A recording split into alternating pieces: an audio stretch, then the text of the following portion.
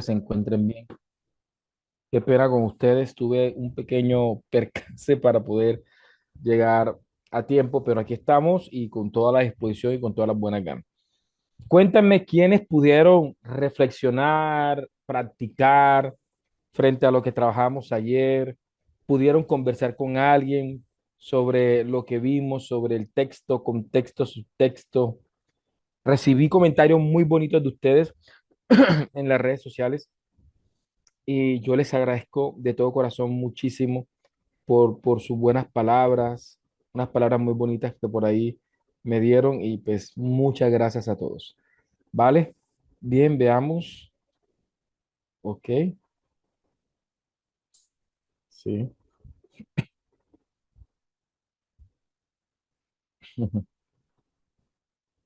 Déjame un segundito y ya. Voy a cuadrar para.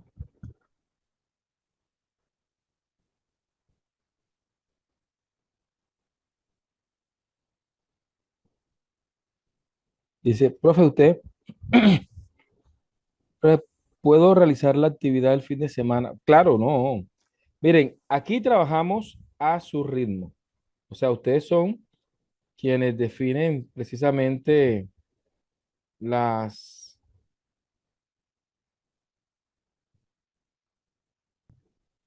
Vale, perfecto. Hoy vamos a tener una clase muy práctica, entonces vamos a ver. Para los que no estuvieron ayer, mi nombre es Sever Coronado. Voy a estar acompañándoles durante todo este proceso. Pueden verse la clase grabada que va a estar a disposición de ustedes.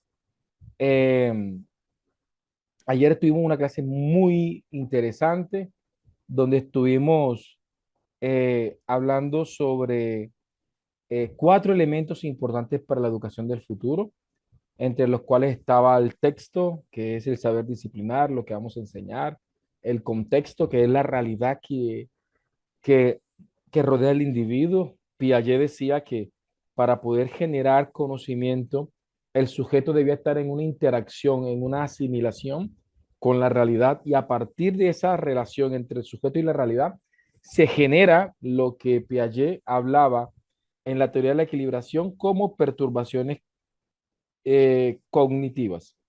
Entonces, en ese aspecto eh, tenemos eh, la importancia del contexto. Tenemos el subtexto que según Auswell juega un papel importante para el aprendizaje significativo y la metacognición. Eso lo trabajamos el día de ayer, así que no vamos a dar mucha vuelta en esto que dimos el día de ayer. Les invitamos a ver la clase de ayer. Hoy vamos a hablar un poquito de la evolución de las tecnologías y cómo éstas de alguna manera han permitido hacer una, un paralelismo o hacer como una especie de metáfora que sirva para describir algunas modificaciones pedagógicas que no necesariamente están relacionadas con la evolución tecnológica, pero se hace ese paralelismo y se logra generar esto. Esta imagen que ustedes están viendo aquí a continuación es una imagen muy interesante porque es una imagen que se proyecta que pudo haber sido a finales del siglo XIX, principios del siglo XX, y en particular, esta imagen en particular nos mostraba lo que ayer decíamos. Nosotros ayer decíamos que la manera en cómo definimos la realidad influye en la manera en cómo vivimos la realidad. Y si alcanzan a observar bien la imagen, ¿qué vemos? Vemos a unos estudiantes. La imagen en la parte de arriba dice año 2000 o el año 2000. Aquí sí que a finales del siglo XIX, la gente pensaba que en los años 2000 íbamos a tener una evolución tan grande que las tecnologías iban a permitir meter los libros en una máquina, procesar los libros y que la máquina embutiera o metiera en las estructuras cognitivas de los estudiantes la nueva información. Entonces, vemos claramente que para, para una cosmovisión educativa, donde educar es transmitir información, entonces las tecnologías queremos que cumplan ese objetivo y queremos que la tecnología permita que la gente pueda acceder a la información.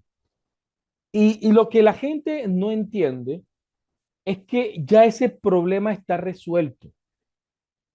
Es decir, el que los chicos accedan a la información está resuelto. Tienen el celular, tienen internet, tienen redes sociales, tienen canales de YouTube. El estudiante tiene acceso a la información, ¿sí?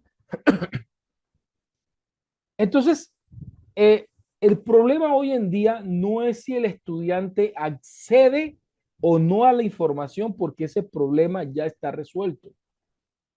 El problema del siglo XXI es qué hace las personas con la información, o sea, qué hacen, cómo la procesan, cómo la construyen, cómo la transforman, qué problemas de su contexto puede resolver a partir del acceso a la información.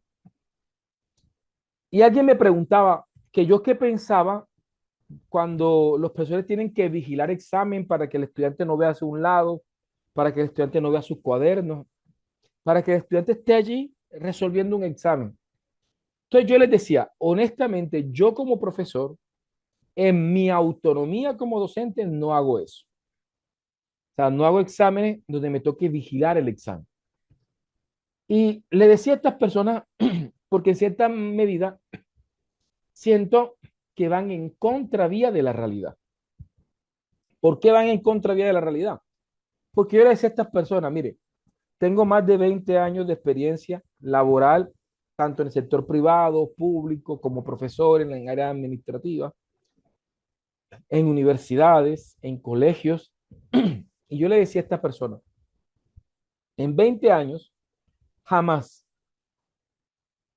en un trabajo que haya tenido, ya sea universidad, colegio, empresa, nunca, jamás, en un trabajo se me ha dicho que no puedo ver, que no puedo consultar en internet para resolver un problema. A la empresa no le interesa cómo accedí a la información. Le interesa que yo resuelva, que tenga las habilidades de coger la información, no importa la fuente, y la haya procesado, contextualizado, aterrizado, adaptado, modificado, aplicado, implementado, evaluado en el contexto, de tal manera que represente una solución eficiente para la organización. Jamás en un trabajo se me ha prohibido preguntarle a un compañero si no recuerdo algo. Jamás. Yo puedo acercarme, mira, ¿cómo se hace esto? Oye, no sé hacer esto en el sistema, ¿cómo es que se hace? Oye, ¿qué tengo que hacer yo aquí? ¿Sí? A la empresa no le importa, a la empresa le importa es que tú puedas resolver el problema, que tú puedas desarrollar, que puedas eh, ser proactivo con las necesidades que surgen al interior de la empresa. Jamás en 20 años se me ha prohibido que yo acceda a los apuntes de una capacitación para resolver un problema. Quiere decir que finalmente la realidad, la vida, no la escuela, no la universidad, la pedagogía de la vida, la pedagogía de la realidad, es una pedagogía de aprendizaje basado en problemas. La vida lo que hace es ponerte problemas y no importa cómo accedes a la información. Lo único que le interesa a la vida es que tú puedas resolver los problemas, las dificultades. De hecho, Daniel Goleman y Howard Gardner, cuando comenzaron a trabajar cada uno de manera independiente sus teorías de pensamiento, de inteligencia, ellos llegaban a la conclusión y decían eh, que la inteligencia es la capacidad de resolver problemas, ¿sí? Y por eso es que Howard Gardner comienza a hablar de diferentes tipos de inteligencia, ¿ya? Que está la inteligencia lingüística, espacial, interpersonal, intrapersonal, musical, kinestésica, y habla de 8 inteligencias, y después Daniel Goleman habla de la inteligencia emocional. Mi gente linda, entonces, aquí que tenemos frente a nuestra mirada, si nosotros no cambiamos la definición de educación, ¿qué vamos a estar viendo? Vamos a estar viendo a las tecnologías como que como enemigas en el aula, ¿sí? Vamos a estar peleando todavía con que en el 2024 me invitaron a un foro y en ese foro hubo un panel y hubo una persona asistente que lanzó una afirmación. Dijo, la inteligencia artificial le está robando la creatividad a los estudiantes. Yo tuve la oportunidad también de poder replicar esa afirmación y yo le decía a esta persona y al auditorio, mire, la inteligencia artificial en nuestras aulas es tan nueva que es post pandemia. 2022, 2023, 2024, 2025. Del 2023 más exactamente al 2026. En este momento estaremos hablando de 3 años con inteligencia artificial en nuestras aulas de clase. La pregunta es, ¿la generación de los 50 fue creativa? No todos fueron creativos, muy pocos creativos. La década de los 70, muy pocos creativos. Asumiendo que la creatividad es la capacidad de crear cosas nuevas, de sobresalir en un área, en el arte, en la música, en el deporte, en las ciencias, en la academia, en el intelectualismo, en las letras. Capacidad de sobresalir en algún área, en la política. ¿Sí? Mucha gente de los 50, la mayoría de la gente de los 50, de los 60, de los 70, de los 80, de los 90, no desarrollaron la criticidad ni la creatividad. No la desarrollaron. Algunos sí. ¿Y qué veamos? Veíamos que desde los 50, el profesor dejaba una tarea, el estudiante accedía a la tecnología de entonces, iba a una biblioteca, buscaba el libro para transcribir los puntos que dejaba el profesor calificaba el cuaderno, hacía un examen para validar que el estudiante recordara los contenidos y le ponía su nota. 70 ya, pues ya los libros no había que buscarlo en una biblioteca pública, lo más probable es que ya en algunas casas 60 y 70 estudiaran los libros en casa, buscaban en los libros en casa, en las enciclopedias, resolvían y entregaban. El profesor calificaba el cuaderno y después calificaba un examen para asegurarse que la información estuviera en la mente del estudiante. En los 90, pues ya aparece la Encarta, las enciclopedias digitales. El estudiante se iba, consultaba en las enciclopedias digitales, transcribía en el cuaderno y el profesor calificaba el cuaderno, hacía un examen para validar que estuviera. 2000, el profesor deja la tarea, el estudiante va a Wikipedia, va a la internet, a Google, transcribía en el cuaderno, el profesor calificaba el cuaderno, le ponía una nota al estudiante y seguíamos. Y así sucesivamente. Hoy en día, sí, la variable, o más bien la constante que está generando una afectación en la creatividad, no son las tecnologías, porque las tecnologías han ido evolucionando, ¿sí? No son las mismas de hace 40, 50 años. Pero lo que sí estamos viendo hoy en día es que el profesor sí sigue con la misma práctica docente. Sigue dando temas, impartiendo temas para calificar contenido. Y ahí es donde se nos dificulta esto. Por esta razón tenemos que diferenciar entre lo que es técnica y tecnología. ¿Sí? Las tecnologías y técnicas no sirven de mucho. La inteligencia artificial sin pedagogía, las tecnologías emergentes como la inteligencia artificial, sin pedagogías emergentes, pues no va a servir de mucho. Coger la inteligencia artificial y aplicarla con el transmisionismo, pues nos va a generar una ausencia cognitiva, donde la inteligencia artificial le va a hacer todos los trabajos a los estudiantes y el profesor va a estar calificando inteligencia artificial. De hecho, el tema es aún más complejo, porque hoy en día vemos tareas hechas por inteligencia artificial y profesores que califican con inteligencia artificial, de tal manera que lo que estamos es en un espejismo llamado educación, neutralizando nuestras condiciones y que las máquinas con máquinas nos generen una especie de placebo educativo. O sea, donde nosotros estamos en un cumplimiento, cumplo pero miento, en un fraude pedagógico, en donde tenemos profesores que fingen enseñar y estudiantes que fingen aprender. Entonces, ¿cómo se logra romper eso? Cuando a medida que las tecnologías van evolucionando, las pedagogías también van evolucionando al ritmo de las tecnologías, de tal manera que las tecnologías se conviertan en un amplificador. Entonces vemos profesores que utilizan inteligencia artificial y vemos profesores que desarrollan inteligencia aumentada. Y son dos cosas muy diferentes. El profesor que utiliza inteligencia artificial es que eh, la inteligencia artificial termina suprimiendo la cognición del estudiante.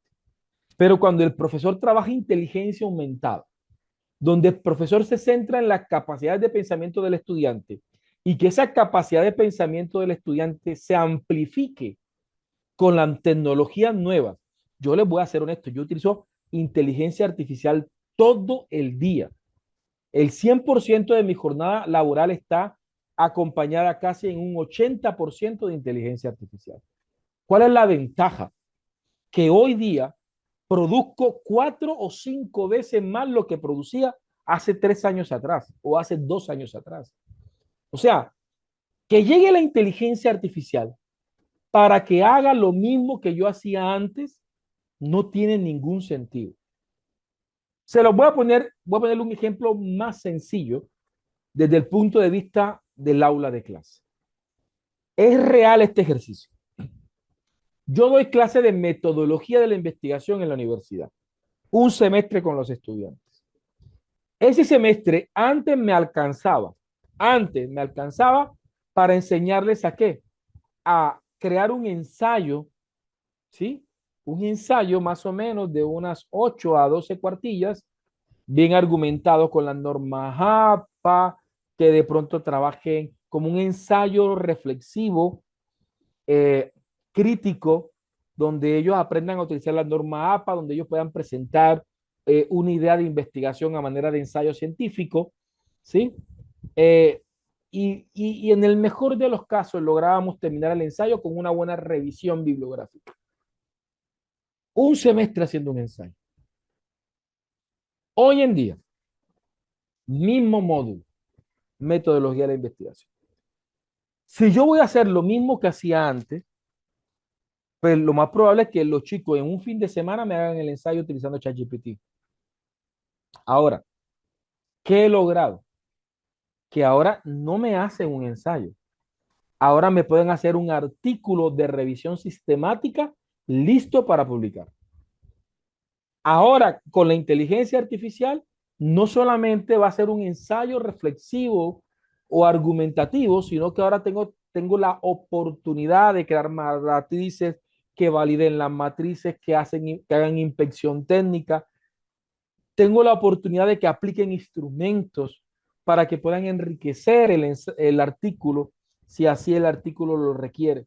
Entonces, quiere decir que ahora, en el mismo tiempo, puedo lograr, es decir, en este semestre de metodología de investigación, puedo construir un producto que antes me hubiese podido costar un año de trabajo con los estudiantes. Ahora puedo llegar mucho, pero mucho más lejos. Entonces entiendo de que el objetivo no es que la inteligencia artificial haga mi trabajo, no. ¿Cómo logro? Y permítanme decirle que esto se materializa hasta en ingresos económicos. O sea, debo reconocer que la inteligencia artificial ha aumentado o ha triplicado, me atrevo a decir, mis ingresos. ¿Por qué? Porque a mayor productividad, mayores ingresos. Entonces, la productividad que surge de estas herramientas son significativas. Entonces, vamos a hacer una exploración. Y para mí, esta frase es fundamental para todo lo que vamos a enseñar en el día de hoy. Esta frase es mía, pero me fascina compartirla. No es tanto la flecha, sino el indio que la dispara. Así que no es tanto la inteligencia artificial. Lo hemos demostrado. La gente pelea, no, ChatGPT es mejor para hacer investigación. Perplexity es mejor. Claude es mejor. La gente, profesor, ¿cuál es la herramienta, la mejor herramienta para hacer diapositivas? Y yo siempre respondo lo mismo. No es tanto la flecha, sino el indio que la dispara. ¿Con qué técnica yo estoy utilizando la herramienta? ¿Con qué técnica? Y hoy vamos a hacer un examen en clase. Hoy voy a hacerles un examen a ustedes. Y no es tanto la flecha, sino el indio que la dispara. Es decir, no es tanto la herramienta. Si yo sé investigar, puedo hacer maravillas con ChatGPT. Pero si yo no sé investigar, puedo estar gastándome la licencia de $200 mensuales, que es la licencia más cara comercial asequible para quienes utilizan ChatGPT. Me puedo gastar la licencia normal de $20 y no puedo sacarle provecho porque no es tanto la flecha, sino quién la utiliza.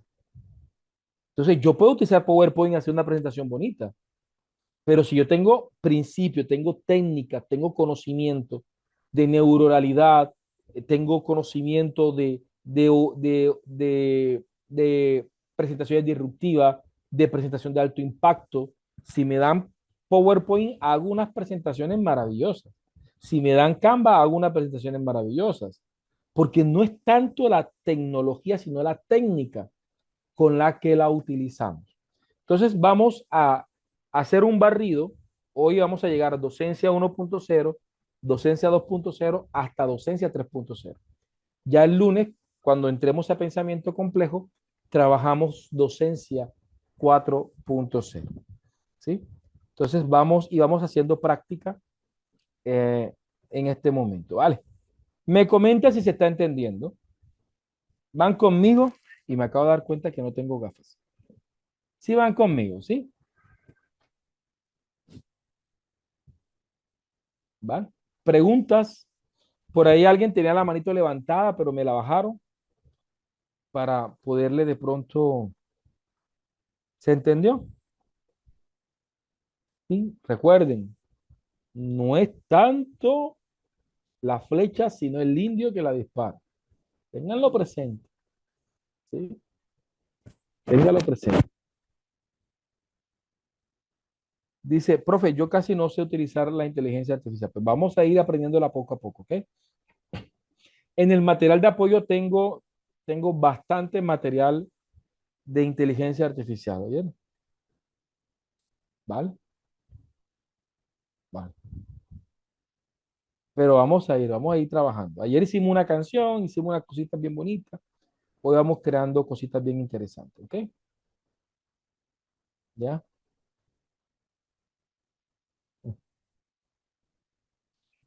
Mira, aquí dicen, el indio debe usar la inteligencia artificial con ética. ¿Y cuál sería lo ético? Porque aquí la pregunta es, ¿qué es lo ético y qué es lo que no es ético? Por ejemplo, yo les digo, si yo vengo y le digo a la inteligencia artificial, ¿sí? Comienzo a hablar con ella y le digo, por ejemplo, ayer, le dije, mira, quiero una canción que hable sobre esto, sobre esto, sobre esto, sobre esto, sobre esto, sobre esto, sobre esto, sobre esto, sobre esto, sobre esto, sobre esto, sobre esto, sobre esto. 10 minutos hablando de todo lo que quiero que tenga la canción. La inteligencia artificial me hace la canción. Me crea la canción, me la organiza. Entonces la pregunta ¿es ético o no es ético eso? ¿Cierto? Cuando todas las ideas surgieron de mí. La inteligencia artificial terminó siendo un procesador o un organizador de las ideas. Quitemos la inteligencia artificial. Imagínense en este momento que no existe la inteligencia artificial y yo contrato a una persona que es compositora y le digo, ven acá, por favor, quiero hacer una canción sobre esto, sobre esto, sobre esto, sobre esto, sobre esto, sobre esto, sobre esto, y le digo todo y él me hace la canción. Ya, y yo pago por los derechos de esa canción. Y yo pago por los derechos de esa canción. Entonces sería antiético utilizar la inteligencia artificial para crear una canción, pero no lo era cuando de pronto utilizaba a personas que pudieran hacer las cosas que yo no puedo hacer. Entonces ahí es donde entramos nosotros en ese debate.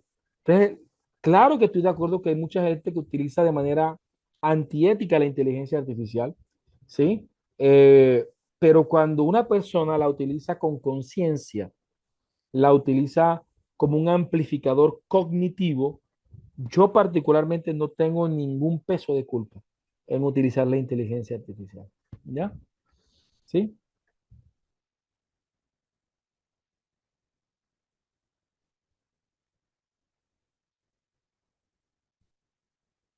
Vale.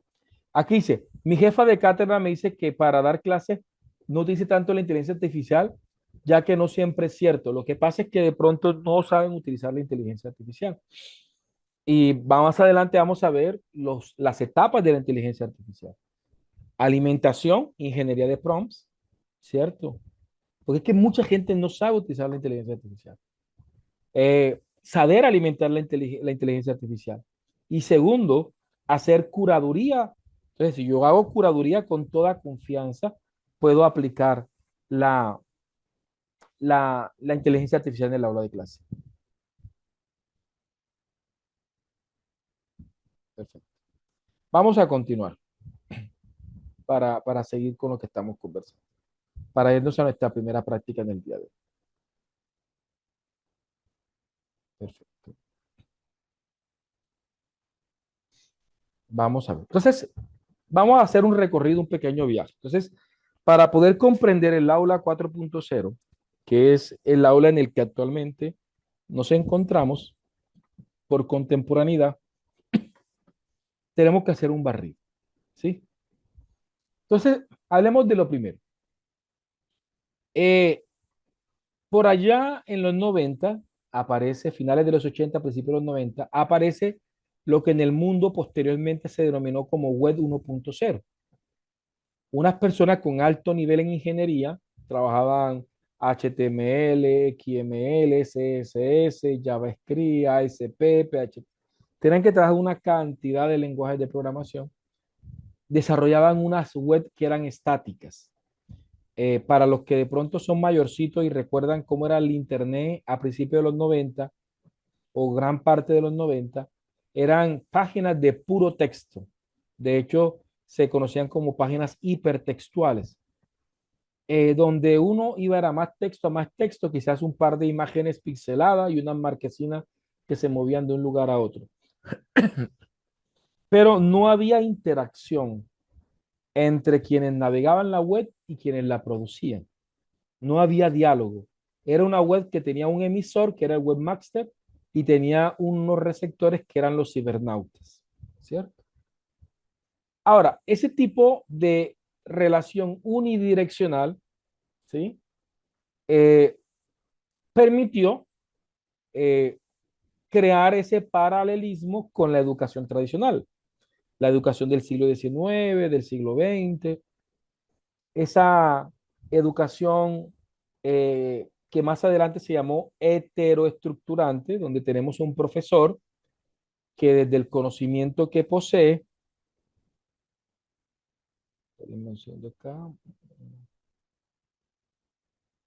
tenemos un profesor que desde el conocimiento que posee imparte información a sus estudiantes, quienes terminan siendo como un repositorio vacío que el profesor va a llenar, ¿sí? Entonces, este emisor asume un rol activo, ¿sí? Mientras que los receptores asumen un rol completamente pasivo. Entonces, tenemos una relación vertical. A esto Paulo Freire le llamaba educación bancaria, ¿sí? Una educación transmisionista. No hay diálogo entre el profesor y los estudiantes. Una de las características de esta aula era que se fundamenta, y esto quizás a más de uno le va a volar de pronto la cabeza, ¿sí? Permítanme acá. Y quizás a más de uno esto quizás de pronto le vuela un poquito la cabeza, porque muchas veces atesoramos que yo soy un buen profesor a la medida que le respondo las preguntas a mis estudiantes. Yo pensaba que yo era un buen profesor a la medida que le respondía todas las preguntas a mis estudiantes. Resulta que esta aula de la que le estoy hablando, una aula 1.0, se fundamenta en la pedagogía de la respuesta. El profesor siempre está para responder, siempre responde, ¿sí? No obstante, la evolución pedagógica nos demostró que un profesor debe ser más un pedagogo de la pregunta que un pedagogo de la respuesta. Los grandes maestros de la historia han sido maestros de pregunta y no maestros de respuesta. Y esto transformó un poco mi manera de pensar. Montessori decía, cualquier ayuda innecesaria es un obstáculo para el aprendizaje. Piaget decía, si le respondes algo a alguien, le robas para siempre la oportunidad de aprenderlo por sí mismo. Entonces, cuando uno rompe esta manera de pensar 1.0, esta manera heteroestructurante de enseñanza, se da cuenta que el rol mío como profesor no es venirle a solucionar los problemas a mis estudiantes, no es venirle a responderle las dudas a mis estudiantes, que mi verdadero rol, como decía Paulo Freire, es generar escenarios donde se pueda construir, se pueda deconstruir, se pueda reconstruir el conocimiento, donde pueda haber diálogo, debate, donde se pueda observar la realidad.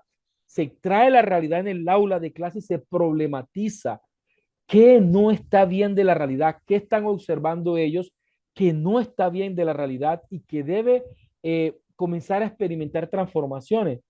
Y desde el diálogo, desde ese aprendizaje basado en problemas, comience a generarse la educación.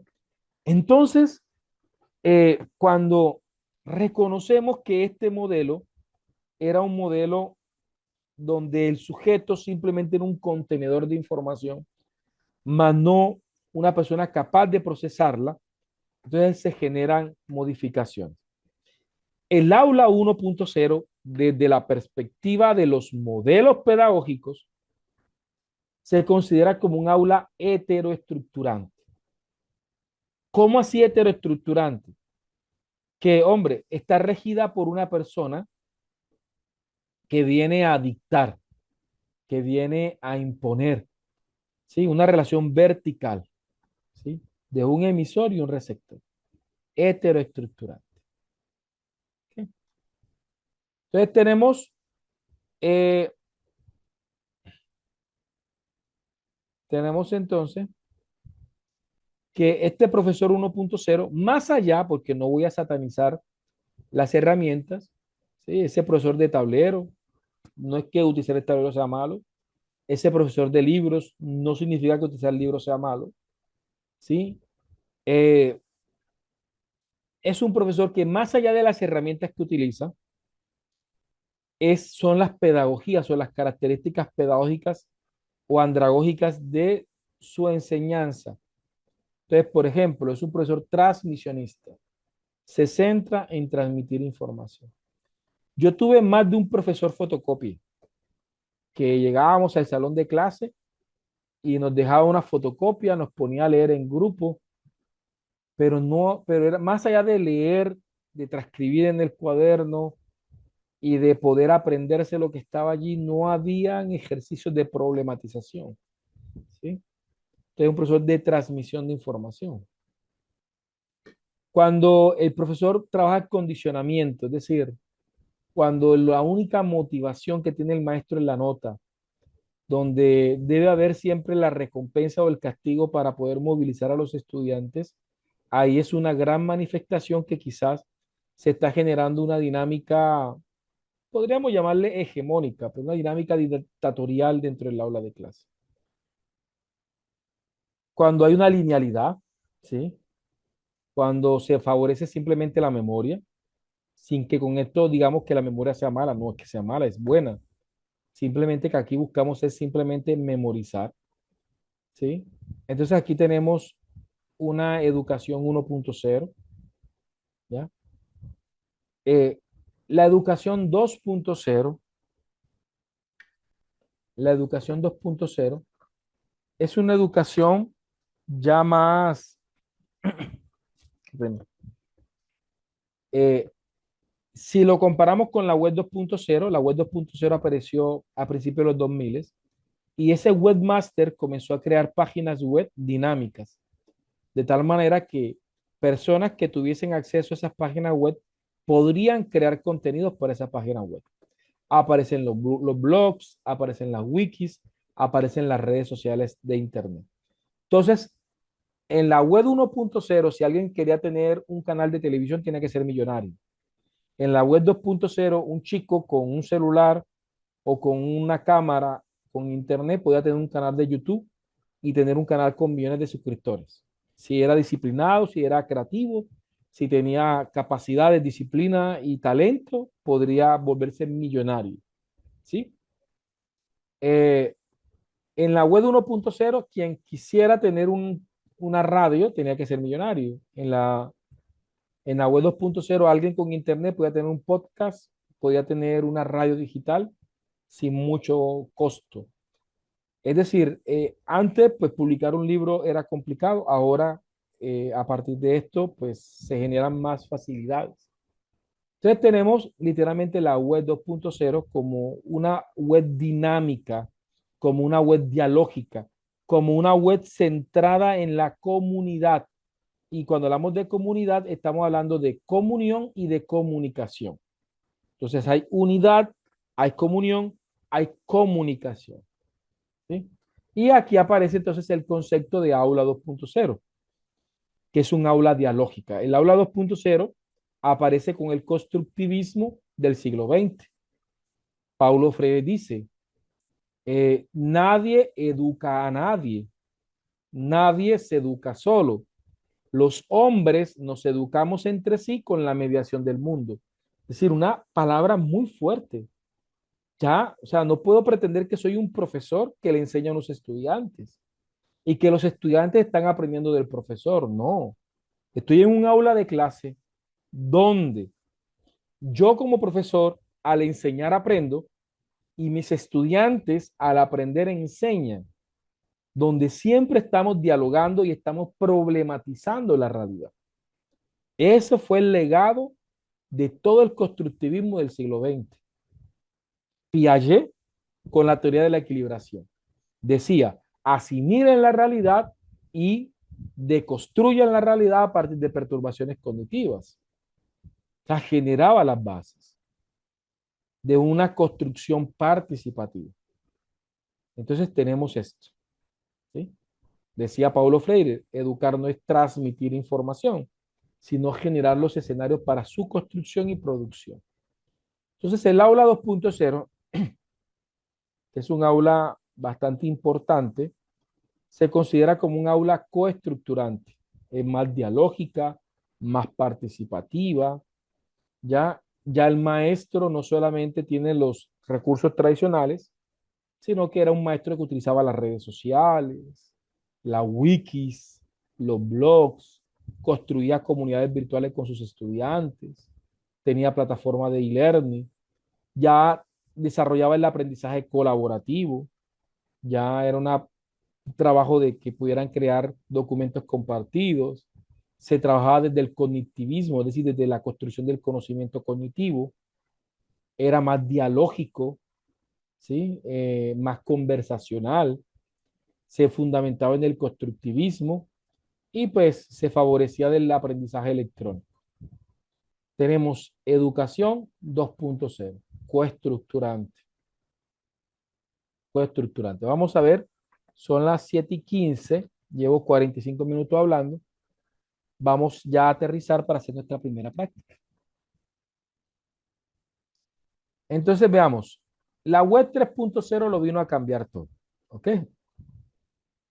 Porque la web 3.0 aparece por allá en los años 2010, 2015 y aparece principalmente por esta tecnología, por los smartphones, ¿sí?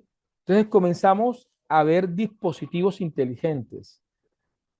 Aparecen los Smart TV, aparecen los smartwatch, aparecen hasta las lavadoras son inteligentes, las neveras son inteligentes, las casas son inteligentes, aparece la domótica, el Internet de las cosas. Y esto lo cambia todo porque entonces la web tenía que hacer, que no solamente ser interactiva, sino que la web tenía que ser adaptativa. La web tenía que adaptarse a portátiles, a tablets, a celulares, tenía que adaptarse a reloj, tenía que adaptarse a diferentes interfaces. Así que comenzó el celular a convertirse en un artefacto adaptativo a las necesidades del individuo. Los celulares comenzaron a convertirse en una identidad digital. No hay dos celulares iguales, porque lo que tiene instalado un celular constituye las necesidades de un individuo en particular, ¿sí? El uso que se le da a la información que almacena, ¿ya? Entonces se vuelve algo como completamente, se genera una huella digital. Entonces, la web 3.0 se caracteriza por esto. Aparecen las primeras web semánticas, aparecen las primeras inteligencias artificiales débiles, como Alexa, como Hello Google. eh,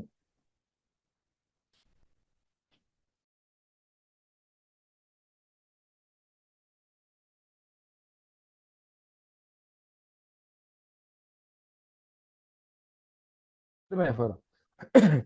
Entonces, la web 3.0 se puede reconocer como una web autoestructurante. Dale un momento.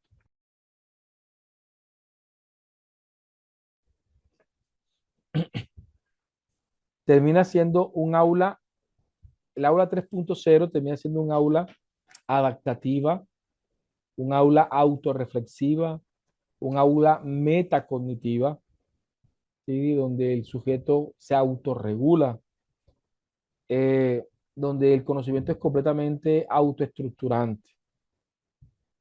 Y, y para allá vamos. O sea, si la universidad no evoluciona, la universidad va a tener su tiempo contado, ¿sí? Eh, Hoy en día alguien se siente más cómodo estudiando en plataformas como Platzi, Udemy, Hotmart, en plataformas donde, eh, de hecho, quizás de pronto alguna persona puede decir, vea, eh, me he sentido más satisfecho con este diplomado virtual conectándome que de pronto algunas cosas que de pronto he hecho de manera presencial. Y si nos vamos para plataformas que son completamente adaptativas, donde la persona construye literalmente lo que quiera aprender en el ritmo que lo quiera aprender, sí, vemos que el mundo cada vez se vuelve más exigente. El mundo ha cambiado. Cuando éramos niños, la mayoría de los que estamos aquí conectados, nosotros teníamos que ver uno o dos canales de televisión y teníamos que adaptarnos al contenido que nos ofreciera la televisora. Y habían programas que teníamos que esperar 8 días para vernos media hora del programa. Y de esas media hora estábamos sometidos a 10 minutos o a 12 minutos de propagandas. Y era la manera en cómo fuimos educados nosotros. Venimos de una generación con la paciencia de esperar, con el respeto de aceptar lo que me entregaban. Y perdónenme que le diga, esto no lo estoy diciendo como una virtud, lo estoy diciendo como un gran defecto para esta generación y para esta sociedad. ¿Sí? Una de las cosas que hacemos fuertemente en el siglo XXI es el aula invertida. Una de las cosas que intentamos hacer hoy en día es que el primer día de clase el estudiante acceda a todo el contenido del módulo. El estudiante no tiene por qué esperarme. Primer día de clase, ya sea con las guías, ya sea en la plataforma de Moodle, ya sea en el aula virtual, o ya sea a través de un objeto virtual de aprendizaje, o literalmente a través de un PDF. Primer día de clase, muchachos, aquí le entrego todo lo que vamos a aprender. Aquí están las actividades y qué voy a evaluar y la fecha que me van a entregar. Si un estudiante quiere desarrollarlo todo en una semana, en 2 semanas, podrá desarrollarlo. Yo juzgaré la calidad con la que se está desarrollando. Y en el aula de clase vamos a ir desarrollando, vamos a ir trabajando, vamos a ir resolviendo, vamos a ir puliendo. Pero una de las cosas que están hoy los chicos tienen acceso a plataformas donde aparecen todas las películas que quieren verse, el ritmo en que se lo quieren ver, ¿sí? Y a veces cuando a veces hay series que toca esperar una semana para que saquen 2 o 3 capítulos de seguido, eh, vemos que esta generación nueva no tiene esa paciencia de esperar. ¿Y por qué no tiene esta paciencia de esperar? Porque está en una sociedad que no espera. Son producto de la sociedad. Y no son, lo que pasa es que nosotros juzgamos a las nuevas generaciones desde nuestras virtudes, virtudes que surgieron de una sociedad diferente en la que ellos se están planteando. Entonces, aquí tenemos que reconocer esto. Aula heteroestructurante. Entonces, vamos ya a hacer un par de prácticas. Entonces, ya en el aula 3.0, los profesores tienen app para hacer múltiples cosas. Tenemos la realidad aumentada, tenemos los big data y tenemos la gamificación. ¿Ok? Permítanme acá y voy a preguntarles. Vamos ya a hacer nuestra primera práctica. Me confirman si se ha entendido, me escriben si van conmigo, si este servidor ha sido asertivo con su discurso. Entonces tenemos aula 1.0, heteroestructurante, transmisionismo, conductivismo. Aula 2.0, constructivismo, ¿sí? Dialógico, colaborativo, significativo, participativo.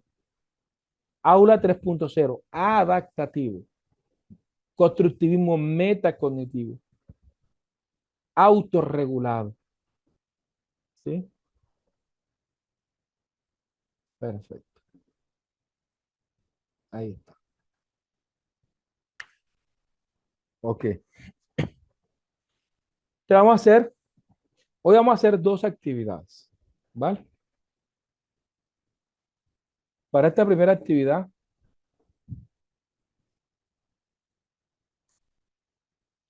¿cuándo será el día que este tipo de material se podrá impartir desde un salón de clase? Pues bien, te comento, decir, yo espero, Héctor, que desde mañana mismo, si tú eres profesor, trata de aplicarlo en el aula de clase. Mira, no esperes a volverte un experto. Comienza a utilizar, vas a cometer miles de errores, pero el que no comienza no avanza. O sea, arrancar, intentar hacer, intentar planear al principio, vas a sentir que de pronto las cosas no te salen, que una cosa es como tú lo planeas y otra cosa es cómo se ejecuta. Eso es normal, pero el secreto está en no rendirse, en volverlo a hacer de manera diferente, en volverlo a hacer de manera diferente, en volverlo a hacer de manera diferente, hasta que logres construir una pedagogía asertiva donde puedas utilizar estas herramientas. Vale, veo dos personas que me están diciendo que se escucha bajito. Me confirma que me están escuchando bien, para validar de que no sea un tema de algunos. Me escriben, se escucha bien, fuerte y alto. Dice que se escucha bien, se escucha bien. Vale,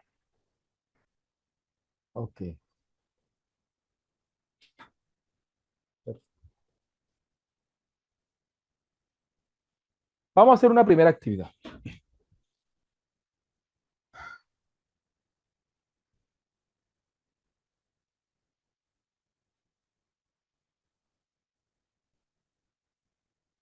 Vamos a ver.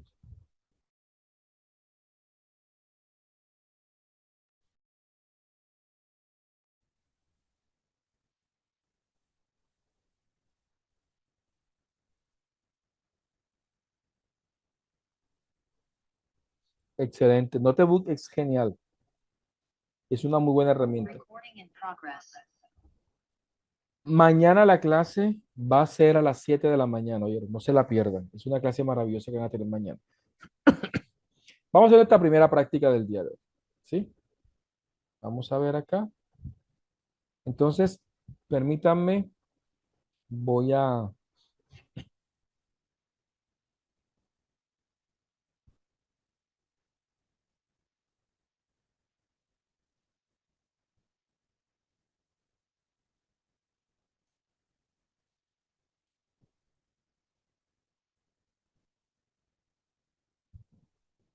permítanme acá un momentico. Vamos a hacer un ejercicio. Vale,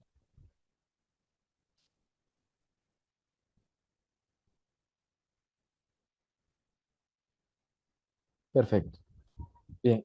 Ac- Aquí deben de estar viendo mi pantalla del celular. ¿Sí? En este momento están viendo mi pantalla del celular. ¿Ok? Entonces, yo estoy en iOS, en iPhone, pero ustedes lo pueden hacer desde su celular. ¿Ok? Estamos en la web 3.0 y vamos a utilizar una herramienta. Ustedes se pueden ir a Play Store si tienen Android, o para los que tengan iPhone se pueden ir a la App Store, a la tienda de aplicaciones, y van a buscar una aplicación que se llama Arlopa. Arlopa. Así como ustedes lo están viendo ahí. Arlopa. ¿Sí? Arlopa. Aquí aparece en rojito. En algunos celulares no aparece el símbolo rojito como un ojito, sino que aparece un dinosaurio o un muñequito. Pero si dice Arlopa, realidad aumentada, es la misma aplicación. Pero dependiendo del sistema, a veces sale un muñequito diferente. Entonces, eh, cuando ya lo instalen, por favor, escuchen la práctica, escuchen lo que voy a decir y les voy a darle un tiempo para que practiquen, ¿ok? Lo que sí pueden hacer es ir, lo que sí pueden hacer es ir descargándola para que de aquí cuando vayamos a hacer la práctica ya esté descargada, ¿sí? Arlopa, ¿sí? Entonces aquí le voy a decirle, cuando ya la descargo, le digo abrir. Arlopa es una herramienta de realidad aumentada.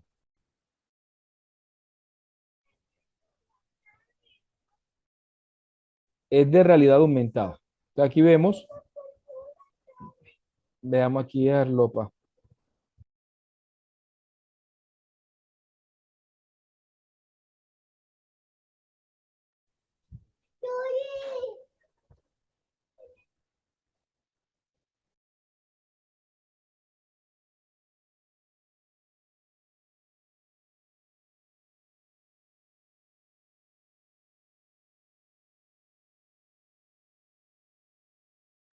Qué pena con ustedes. Entonces, Arlopa es una herramienta, como ustedes están viendo aquí, de realidad aumentada. Ahora, ¿qué es la realidad aumentada? Que nosotros cogemos la cámara del celular y a través de la cámara del celular proyectamos de manera virtual una imagen que interactúa con el entorno real del individuo. Se llama realidad aumentada porque lo que hacemos es coger la realidad que se proyecta desde la cámara del celular y proyectamos una realidad alternativa digital modelada. Esta herramienta les permite en la parte de abajo tener tutoriales que pueden vérselo para que puedan aprender a utilizar la herramienta, puedan dominar la herramienta, puedan crear sus propios modelos. Pero hoy, en esta práctica, vamos a utilizar los modelos de realidad que están arriba. Donde dice modelos, ahí voy a entrar. ¿Sí? Mire que también tiene un generador de inteligencia artificial para crear modelos de 3D, pero ese en otra oportunidad lo vemos. Por ejemplo, imagínense que yo soy profesor de biología, ¿sí? O soy profesor o de medicina y me voy aquí donde dice educación y voy a dar una clase de anatomía. Selecciono anatomía y voy a dar el corazón, por ejemplo. Aquí me aparece el corazón. Es importante que para hacer esto tengamos una superficie plana. Tengamos una superficie plana. Aquí estoy liberando un poquito de espacio en una mesita que puse para hacer esta actividad. Voy a seleccionar el corazón. Ahí están viendo mi cámara, ¿sí? En una mesita que puse aquí. Y en la superficie plana de la mesa hundí la cámara y me puso el corazón. Pero aquí me lo puso como al revés. Vamos a proyectarlo otra vez.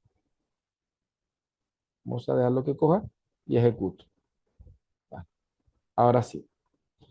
Si se dan cuenta, aquí están viendo el corazón. Y yo puedo mover la cámara, estoy moviendo mi celular. Y es como si el corazón estuviera fijado. Y mire que está palpitando y todo. ¿Sí? Si yo puedo pasar mi mano por acá, ¿ve? Que es como si puedo ponerlo como si si lo pudiera coger con mi mano. Ese es, los estudiantes pueden interactuar con esta realidad. Con los dos deditos al mismo tiempo, con los dos dedos al mismo tiempo, puedo rodar la pantalla y puedo hacer girar el corazón en su mismo eje para poder explorarlo y puedo explorar y puedo hablar de las partes del corazón y cómo funciona y ellos pueden estar interactuando con esta realidad aumentada. Miren, esto que ustedes están viendo, si para ustedes es nuevo, déjenme decirle que esto es tecnología de los 2010. O sea, más o menos por allá 2015 a 2020 se popularizó. De hecho, más o menos hubo un juego que se llamaba Pokémon Go que era basado en realidad aumentada, pero hubo muchas aplicaciones que eran diseñadas para el sector educativo, pero muy pocos profesores comenzaron a utilizarlo. Tenemos realidad aumentada, ¿sí? Algunas de ellas tienen hasta explicaciones, ¿sí? Para poderla utilizar. Vamos a irnos, por ejemplo, a otro ejemplo. Voy a irme, por ejemplo, a mi área, que yo soy del sector, me voy aquí donde dice ciencia y tecnología, yo soy del sector de computación, y aquí tengo decenas de modelos que de pronto me pueden servir. Imagínense que estoy viendo la historia de la computadora y voy a utilizar una computadora de del 87, 88 y vamos a explorarla aquí. Entonces, mire cómo él me está cargando el simulacro, la realidad aumentada. Voy aquí a bajarla y yo puedo explorar como si estuviera aquí. Por ejemplo, voy a ver los botones. Me voy a acercar el celular como si pudiera ver los botones. Mire, Commodore y aquí me aparece hasta información que yo puedo ver. La unidad de disquete, esta unidad, si no estoy mal, parece que fuera de 1.4 o no sé si es de 5.1 medio. No sé cómo era el cargador, cómo era el teclado. Puedo ver literalmente las teclas, cómo eran y puedo estar explorando. Puedo darle vuelta al y verlo por detrás. Mire, vamos a ver la información que está detrás del modelo. Mire, los voltajes, todo. Y esto yo lo puedo trabajar en clase. Puedo trabajarlo con mis estudiantes en clase. Los terminales, los puertos. Entonces, de esta manera podemos nosotros utilizar muchos de estos ejercicios. Yo tengo hijos pequeños y a mis hijos les fascina porque ellos pueden explorar. Ahora que estábamos tratando el tema de los dinosaurios, a ellos les gusta muchísimo. Entonces, por ejemplo, yo puedo traerme literalmente un dinosaurio a mi mesa y puedo estudiarlo. Este es un tiranosaurio Rex y lo tengo allí en mi mesa y por eso. Entonces, esto estamos en Arlopa. Entonces, vamos a ver, voy aquí a habilitarles el chat. ¿Qué les parece Arlopa? ¿Lo conocían? ¿Lo habían utilizado? ¿Sí? Si no pueden entrar mañana, recuerden que todas las clases la pueden ver por grabación, ¿ok? Eh, Arlopa tiene muchos modelos gratuitos. Hay algunos que tienes que ver una publicidad para poderlos utilizar y hay algunos que sí tienes que pagar, ¿ya? Vamos a hacer una práctica. Entonces, traten de utilizar Arlopa, ¿sí? Traten de utilizar Arlopa, ¿ok? Entonces, voy aquí a poner mi pizarra virtual.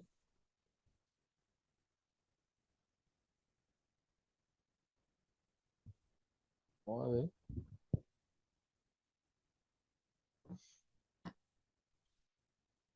Voy a poner aquí la pizarra virtual, que aquí la tengo lista para utilizarla, ¿ok? Vamos a ejecutarla y nos vamos para una primera práctica. Entonces, mientras que ustedes vean esta pantalla, significa que estamos en práctica. No se desconecten. ¿Qué estamos trabajando? Estamos trabajando en Arlopa. Arlopa, ¿vale? Voy a mandarle aquí el nombre para que Arlopa. Tienen que descargarla en el celular, ¿oyeron? Arlopa, ahí está. Arlopa.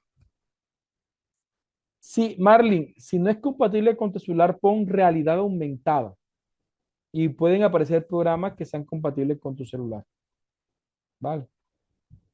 Si no es compatible, pueden poner otras herramientas de realidad aumentada, ¿sí?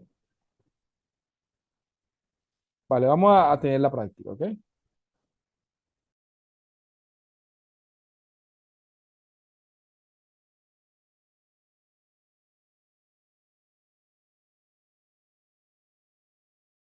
Me alegra mucho ver que muchas personas eh, han logrado hacer la actividad. También sé que de pronto algunas personas, por conectividad,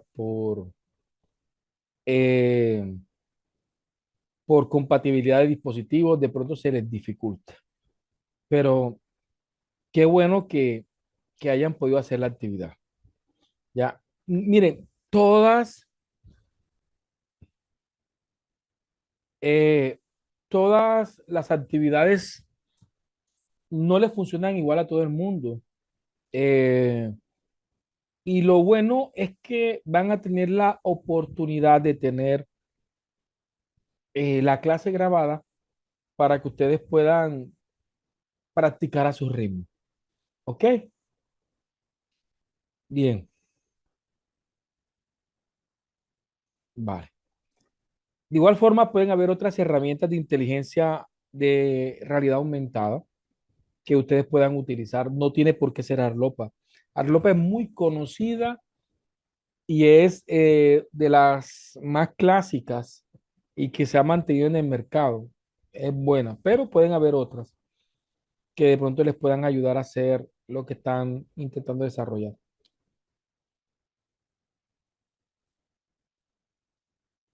Lo que sí tienen que tener en cuenta es esto. Y aquí es, si es una crítica que puedo hacer. Resulta que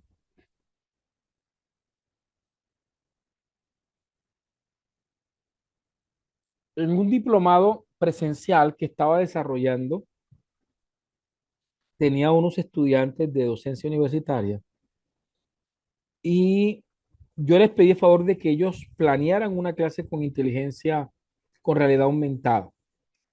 Curiosamente, cuando ellos planearon la clase, en el siguiente encuentro que llevaron las clases desarrolladas para hacer como la prueba en clase, eran como unos 4 grupos y me sorprendió mucho que todos los grupos, a la hora de utilizar la realidad aumentada, lo que hicieron fue lo siguiente.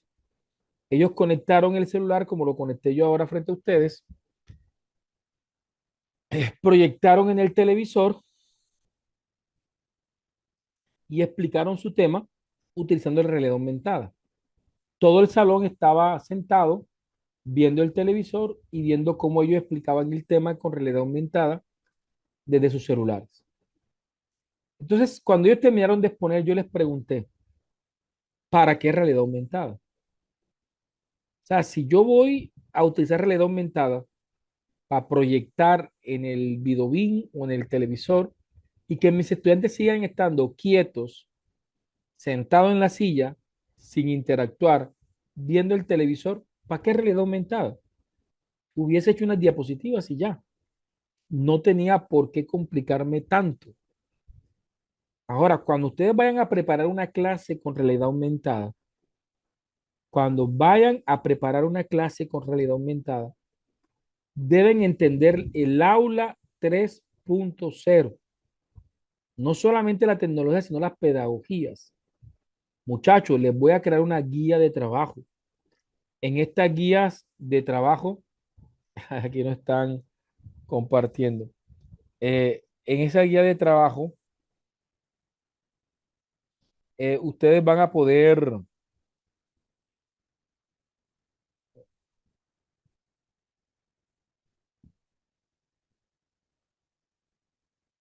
vale, ustedes van a poder eh, identificar un modelo de realidad aumentada. Les mando el modelo de realidad aumentada Les pido que traigan los celulares o los dispositivos a la clase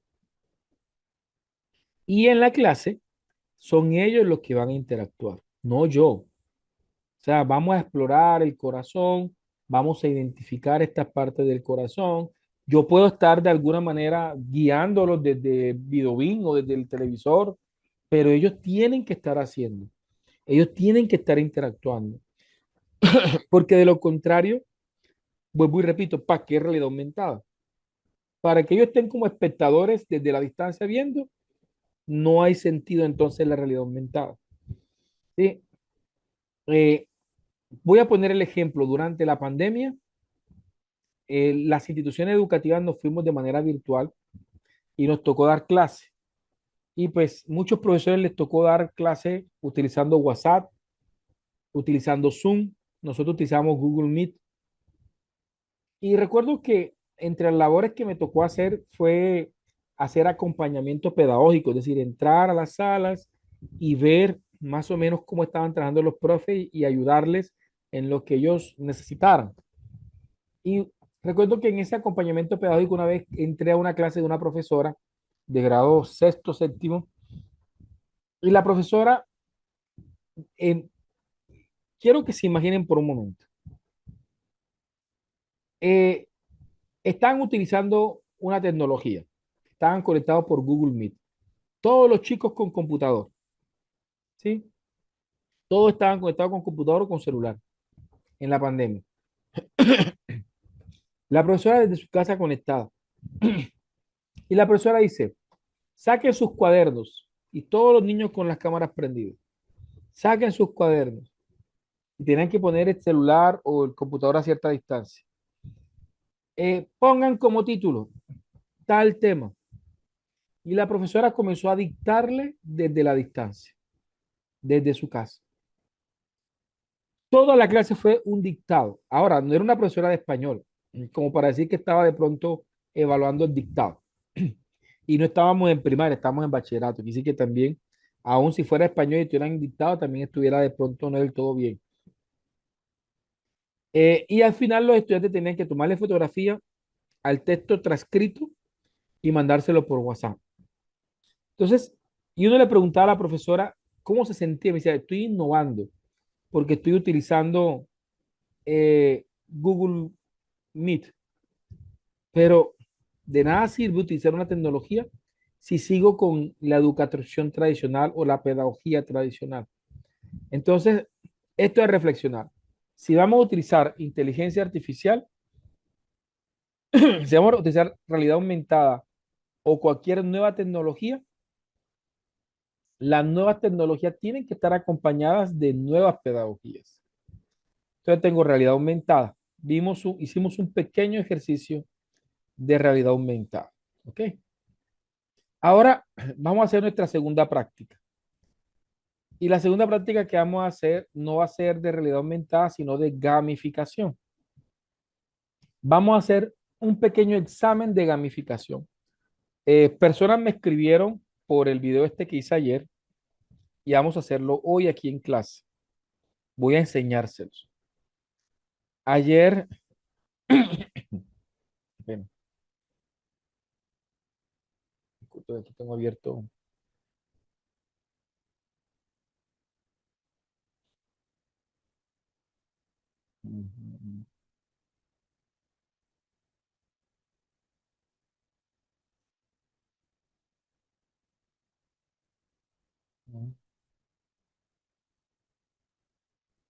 Ahora sí.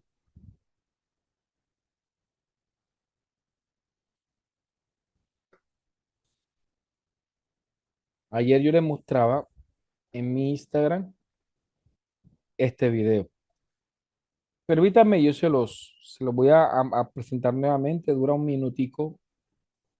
Eh, Algunos lo vieron, los comentaron.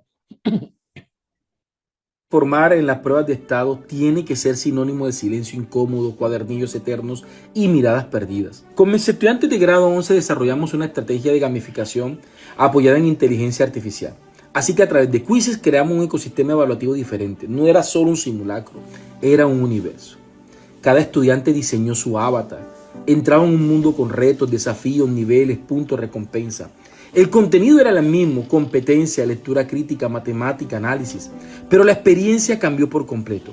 El celular dejó de ser el enemigo del aula y se convirtió en un aliado pedagógico. Había risas, había concentración, había competencia sana, pero sobre todo había aprendizaje. Mientras ellos jugaban, yo analizaba datos. La inteligencia artificial me permitió identificar patrones, quiénes estaban fuertes en argumentación, quién necesitaba refuerzo en inferencia, dónde estaban en verdad las brechas reales. Los resultados estadísticos fueron sorprendentes. No solo mejoraron puntaje, sino que también mejoraron motivación, mejoraron la actitud frente a las pruebas, mejoró la percepción que tenían de ellos mismos. Entonces entendí algo profundamente importante. No es que esta generación no quiera aprender, es que no quieren aprender bajo la lógica que no dialoga con su verdadera realidad, con su verdadero mundo. Tal vez no están desconectados del conocimiento, tal vez nosotros seguimos conectados a metodologías de antaño. La pregunta entonces no es si la tecnología distrae, la pregunta es si la estamos integrando con propósito. Porque cuando la experiencia cambia, la actitud cambia. Y cuando la actitud cambia, el aprendizaje florece. La educación no necesita más control, necesita más diseño intencional. ¿Quién dijo que formar en la... Les compartí el video para que se lo vean. Te vamos a hacer un ejercicio en Quizzes. Vamos a hacer una evaluación gamificada y ustedes van a participar como estudiantes. Para utilizar Quizzes tenemos que entrar a, aquí les voy a poner el paso a paso para que ustedes lo tengan. ¿Ves? Cómo hacer un examen gamificado en Quizzes eh, de White Group. Primero, entramos a Quizzes, entramos a Quizzes, iniciamos sesión en Quizzes, inicia sesión en Quizzes. Cuando están aquí en Quizzes, que inicia sesión, la primera vez le van a pedirle si son profesores, si pertenecen a universidad o a colegio. Responden las preguntas típicas que hacen estas plataformas para caracterizar a sus usuarios.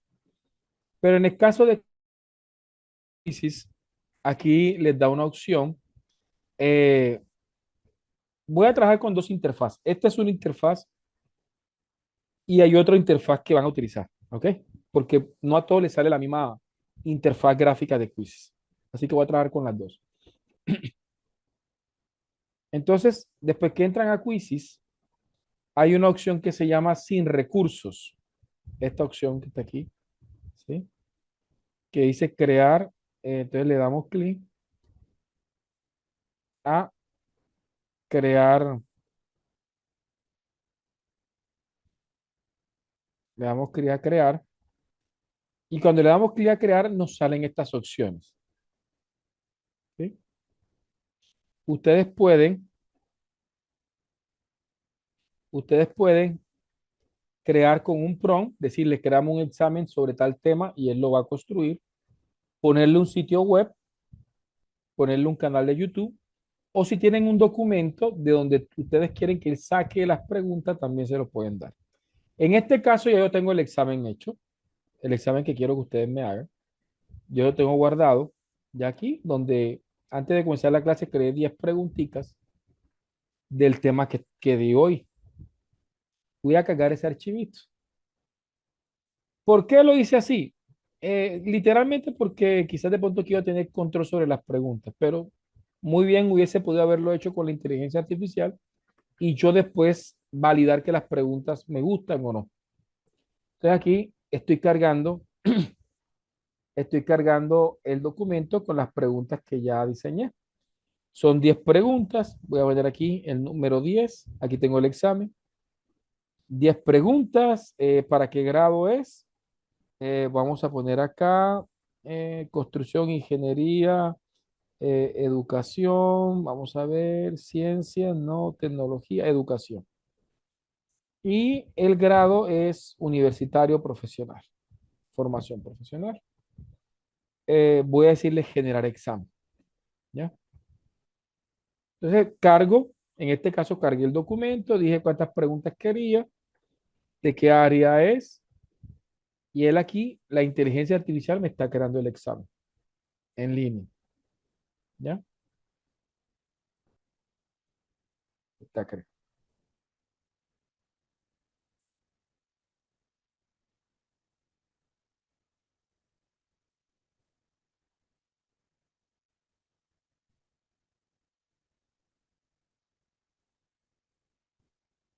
Vamos a ver.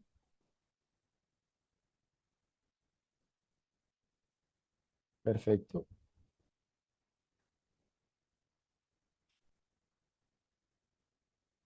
Aquí me está generando las preguntas. Alcancé a ver que me cambió algunas. ¿Sí? Pero vamos a dejarla acá. Yo puedo revisar. Las preguntas que tenga el chulito son las correctas, pero como voy a hacer el examen, no quiero que vean las preguntas correctas. Al menos la primera, para regalarle la primera. Educación 2.0, ¿cuál es la relación pedagógica predominante cuando los estudiantes trabajan en equipo y socializan resultados? Transmisión vertical del conocimiento, construcción conjunta del conocimiento, entrenamiento repetitivo centrado en memorización, autoformación, simulación. ¿Sí? Entonces, cuando ya yo tengo las preguntas en la parte superior, entonces vamos a poner aquí, siguiente, seleccionamos el tipo de fuente, puede ser documento, puede ser prompts, URL o YouTube. YouTube. Siguiente, pues validamos las preguntas creadas, ¿sí? Y la siguiente paso es en la parte superior derecha, paso 6, le damos clic al botón publicar, al botón publicar, que está acá en la parte superior. ¿Sí? Ahora, cuando ya le damos publicar, aquí me dan varias opciones. Por ejemplo, si le doy clic aquí donde dice hoja de cálculo, ¿cierto? Le damos clic en hoja de cálculo,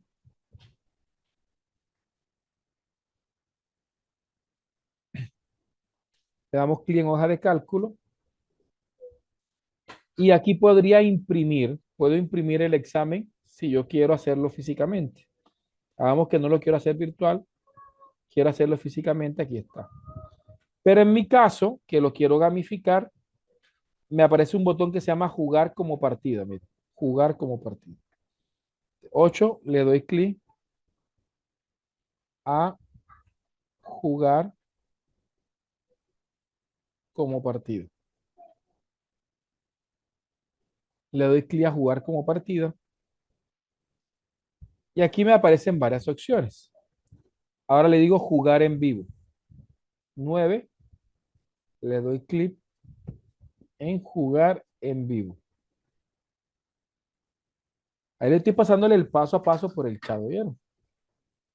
Le doy clic en jugar en vivo. Entonces vamos a repasar.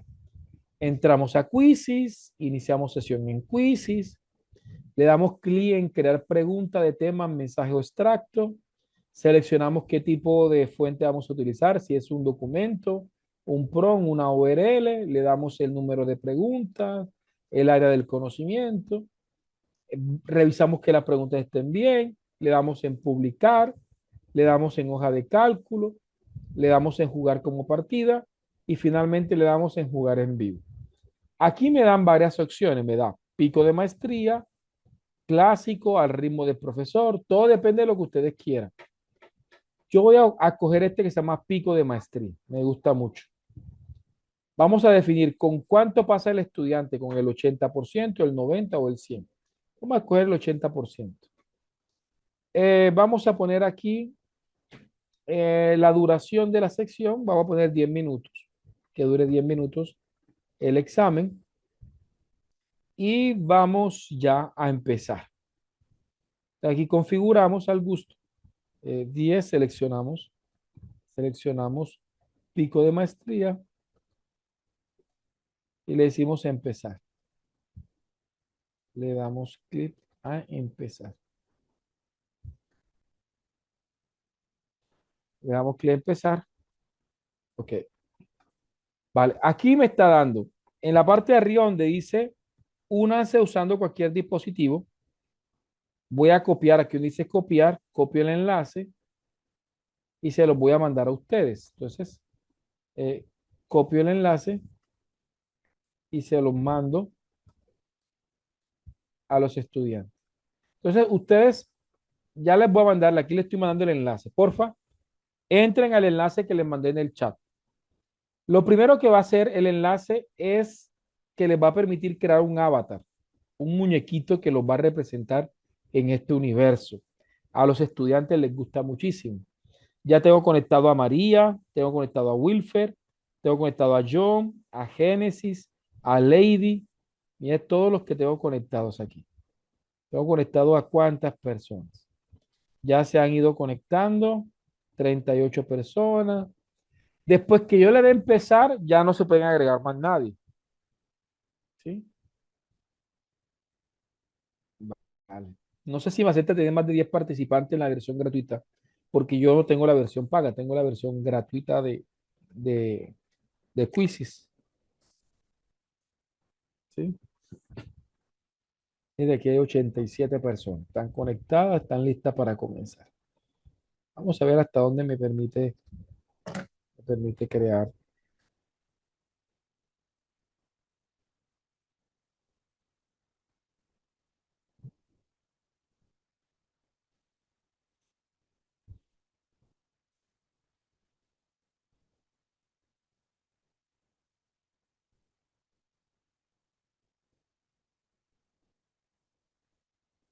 Perfecto.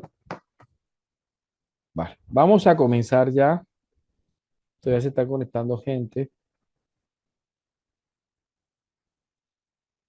Es que cuando le dé clic en empezar, no van a poderse agregar más.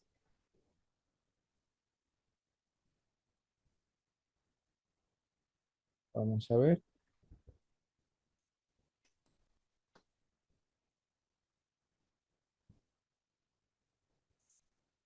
Vamos a arrancar, ¿vale? Iniciamos. Entonces, pueden comenzar. Ya ustedes están jugando.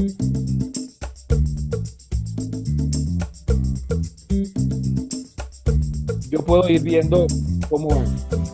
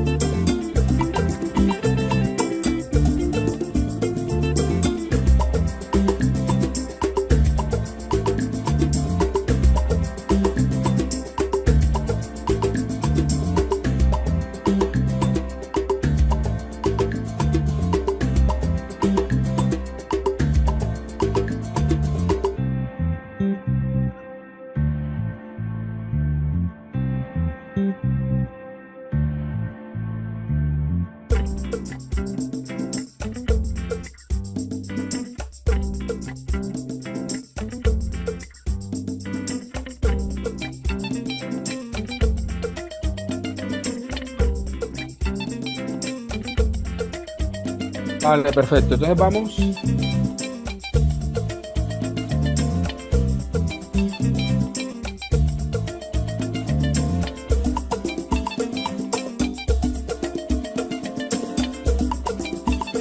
¿Qué te pareció? Voy aquí a apagar.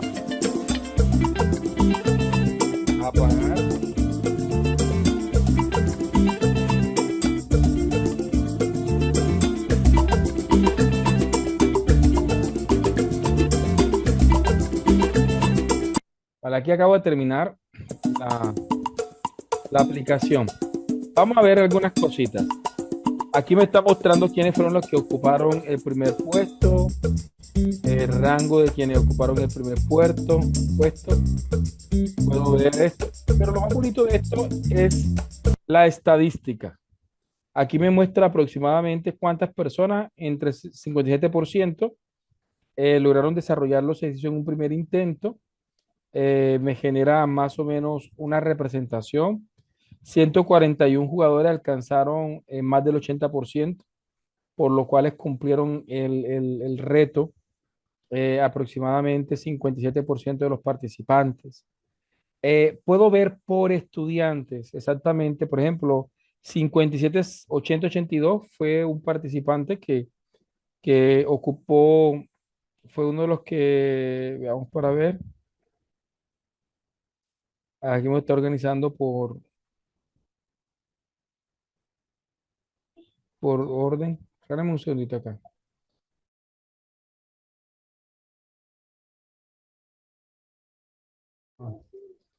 Entonces, de esta manera podemos estar inspeccionando. Por ejemplo, eh, cuando aparecen de esta manera con un rojo, es porque de pronto ahí se equivocó la persona. Cuando aparece con más de un número, aparecen que tuvo varios intentos y puedo ver, por ejemplo, una de las preguntas que más se le dificultó a la gente fue la pregunta número 6, donde alcanzo a ver que hubo bastante falla. Las 5 y las 6 tuvieron bastante fallas, sobre todo las 6 y las 5. Vamos a ver cuáles fueron esas preguntas donde hubo más fallas. Vamos a ver acá y puedo examinar las preguntas. Por ejemplo, las 6. Puedo examinar aquí las preguntas 6. Dice, en Educación 2.0, ¿qué tipo de tecnología promueve la construcción conjunta del conocimiento? ¿Ya?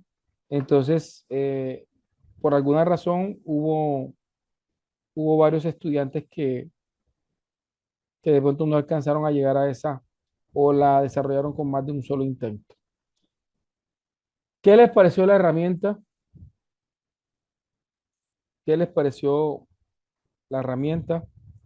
Vamos aquí a poner aquí para que chateen. Yo pensé que tenía el chat aprendido. ¿Qué esperan ustedes? ¿Les gustó el ejercicio? Miren que no solamente fue un examen, jugaron. Viviana, ¿cómo estás? Ah, me bajó la manita. Bien. Y pueden jugar, hay retos, hay microjuegos entre preguntas. Por ahí vi que se atacaron, varias personas activaron de pronto ataques y eso pues gamifica. Viviana, ¿cómo estás? Ahí te activo el audio por si quieres conversar. También pueden activar el video si lo requieren para mostrarse. Hola, Viviana, ¿cómo estás? Hola, buenas noches, doctor. Bien, gracias. Yo tengo tres preguntas Vale.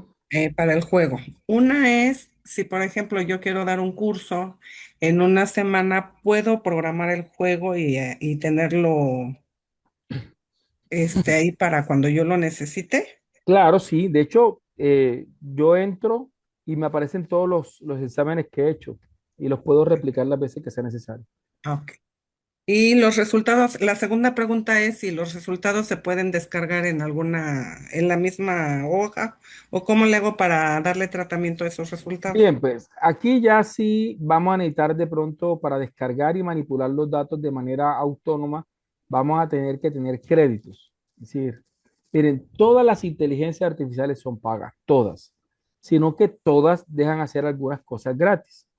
Entonces, el poder descargar y el poder manipular la información, pues requiere algunos créditos. ¿Vale? Ok. Sí, La quizzing. otra pregunta es, ¿para cuántas personas lo puedo habilitar? Mira, yo no estoy pagando, o sea, yo tengo lo que ustedes vieron, lo hice con la versión gratuita. Y hoy mismo se conectaron en el examen más de 200. ¿Cuántas personas se conectaron? Se conectaron, no recuerdo cuántos. Como, vamos a ver, voy a ver acá. ¿Cuántas personas se conectaron? 286. No, 159 personas se conectaron. Total de estudiantes, 159 personas me dice que se conectaron. Pues que ¿Y hicieron la actividad.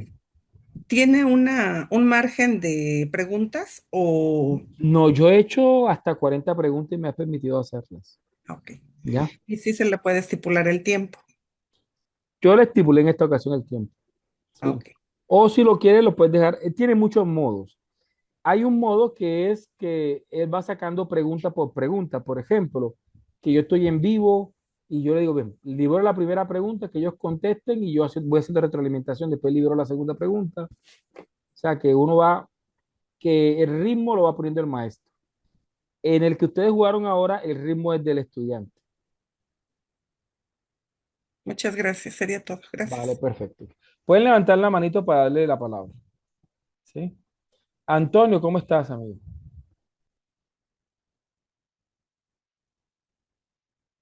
En la parte de abajo dice reacciones y ahí pueden levantar la manito.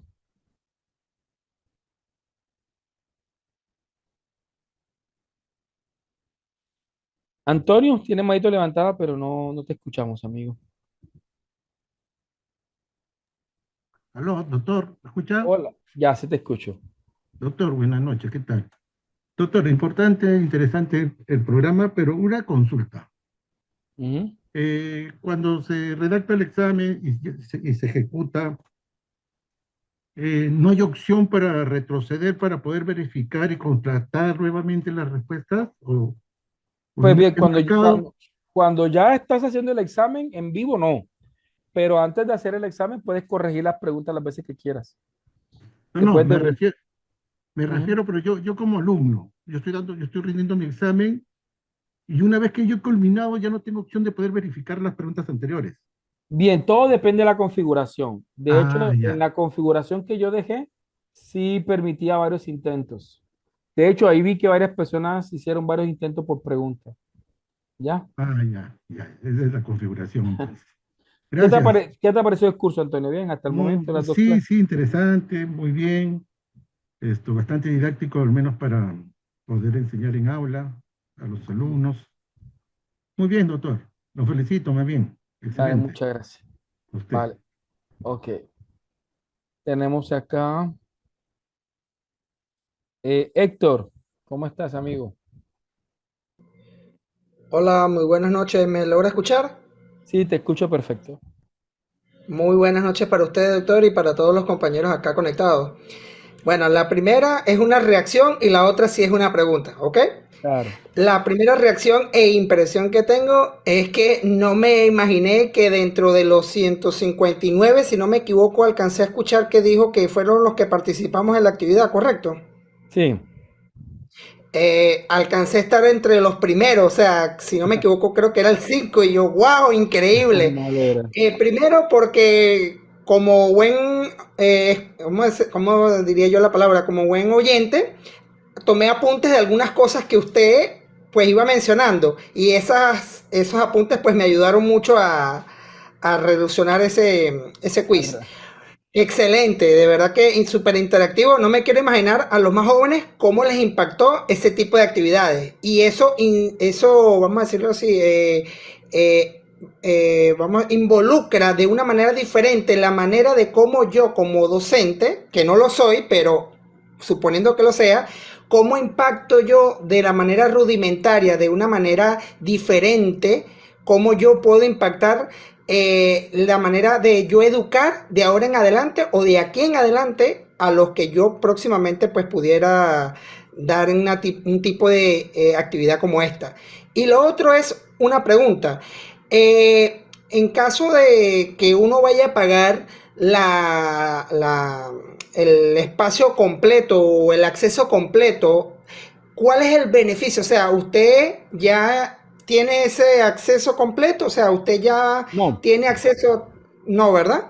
O gratis. conoce de alguien que tenga el acceso completo y qué beneficios o qué cosas de mejor tiene. Ese es todo. Muchas Vale, gracias, sí. doctor. Ok, sí. Entonces aquí veamos. Hay muchas herramientas. Está Kahoot, está Teachy, hay Notebook. O sea, hay muchas herramientas y todas tienen pues sus pros, sus contras, sus limitaciones y algunas están diseñadas para cierto tipo de ejercicio. Por ejemplo, vamos a ver aquí actualizar el plan. Entonces veamos, el plan básico, ¿qué me permite hacer? Límite de almacenamiento para 20 quiz. Ya, si voy a crear un nuevo quiz, tengo que eliminar quiz.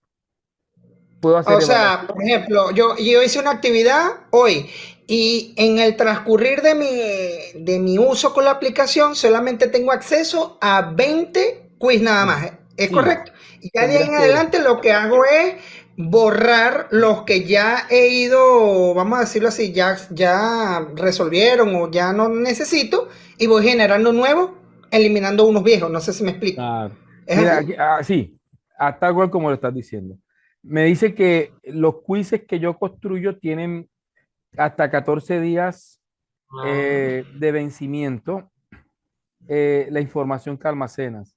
Te genera 10 créditos al mes y te permite desarrollar 5 tipos de preguntas. Vamos por las versiones pagas. Si yo llego a pagar $8 al mes, que en pesos colombianos vendrían siendo 16 32 mil pesos más o menos. Ok. Tengo almacenamiento ilimitado, puedo hacer todas las versiones, no caducan ninguna lección, tengo créditos ilimitados durante el mes. Puedes hacer que los contenidos sean privados, quiere decir que si yo hago un examen en la versión gratuita, otras personas pueden utilizarlo, ¿sí? Componen la biblioteca pública de Quizzes. Eh, Entrega, en- sí, Sí, entrega, disculpe, entiendo entonces con esto que como toda inteligencia artificial, usted lo mencionó, hay partes donde tiene una limitancia. Obviamente las empresas lo hacen como de manera también de enganche, no es como que, bueno, vamos a darle una probadita para que ellos vean de qué estamos hechos realmente si ellos compran la versión completa, así. algo así. Y así son la mayoría de las inteligencias artificiales. Claro. Sí. Entonces, aquí te permiten crear 18 tipos de preguntas, recibir tareas vencidas para estudiantes, pausa, ya se convierte como un entorno virtual de aprendizaje. Calificaciones flexibles. Ya en la versión corporativa, ya permite integrarse con Microsoft Teams, con Google Classroom de Google. Ah, Te permite excelente. para integrar con los ecosistemas. Entonces ahí está, ese es Wayground de Quizzes. Anteriormente era Quizzes, hoy es día se llama Wayground.